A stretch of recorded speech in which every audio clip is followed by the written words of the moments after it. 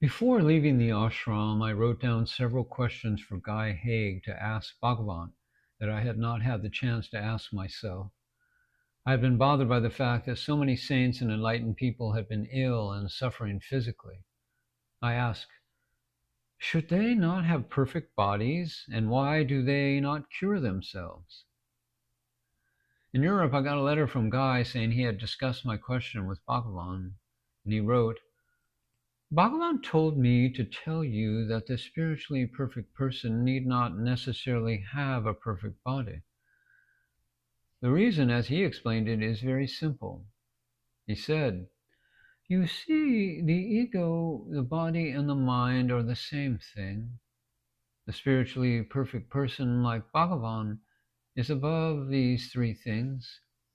Consequently, he has no body to heal, neither a mind or ego to heal. He is beyond all this because it is an illusion. He is living in reality.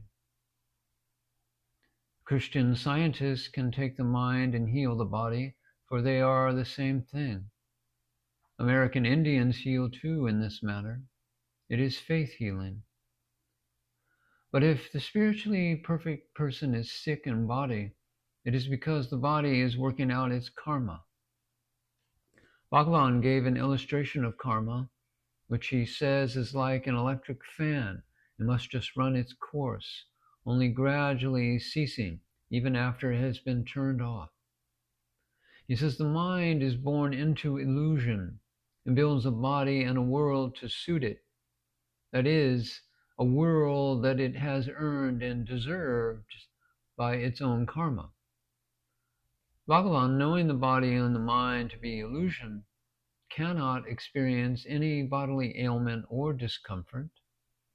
We make him suffer pain and loss and such things. It is in our minds, not his. He is actually bodiless, though you and I cannot realize this as absolute fact. In another letter, Guy answered my questions, which led to others. He wrote down my questions and Bhagavan's answers, and they are as follows. Is reincarnation a fact? You are incarnated now, aren't you? Then you will be so again. But as the body is illusion, then the illusion will repeat itself and keep on repeating itself until you find the real self. What is death and what is birth? Only the body has death and birth, and it, the body, is illusion. There is in reality neither birth nor death. How much time may elapse between death and rebirth? Perhaps one is reborn within a year, 3 years, or thousands of years. Who can say? Anyway, what is time? Time does not exist. Why have we no memory of past lives? Memory is a faculty of the mind and part of the illusion. Why do you want to remember other lives that are also illusions? If you abide within the self, there is no past or future, and not even a present, since the self is out of time. It is timeless. Are the world, mind, ego, and body all the same thing? Yes, they are one and the same thing.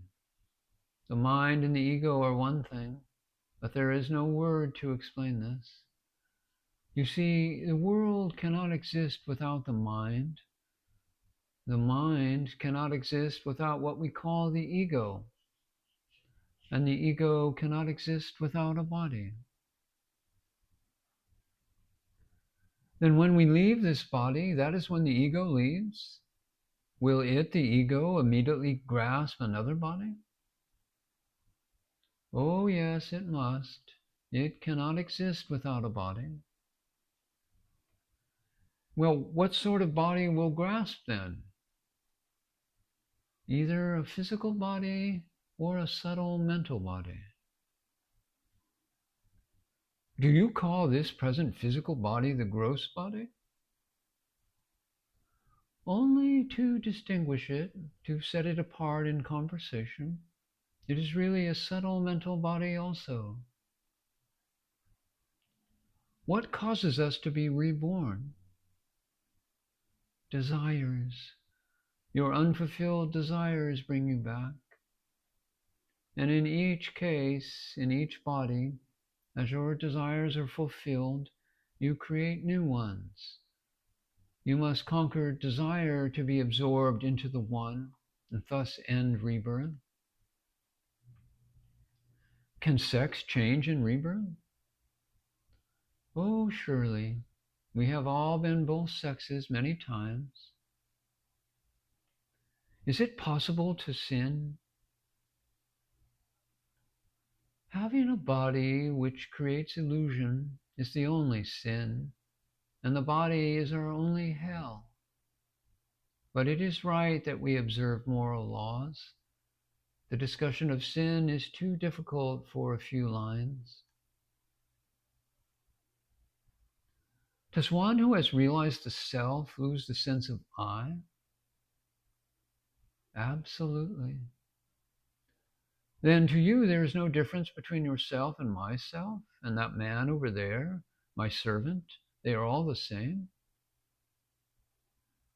All are the same, including those monkeys. But the monkeys are not people. Are they not different? They are exactly the same as people.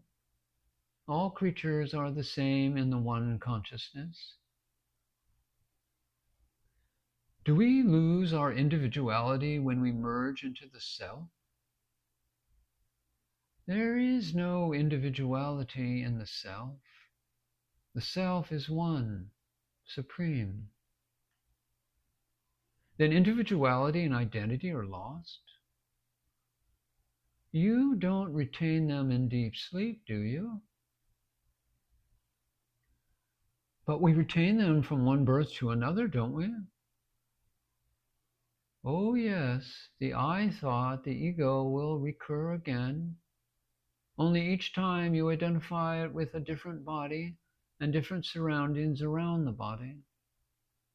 The effects of past acts, the karma, will continue to control the new body, just as they did the old one. It is karma that has given you this particular body and placed it in a particular family and race, sex, and surroundings. But these questions are good, but tell De Acosta she must not become too intellectual about these things. It is better just to meditate and have no thought. Let the mind rest quietly on the self in the cave of the spiritual heart. Soon this will become natural, and then there will be no need for questions.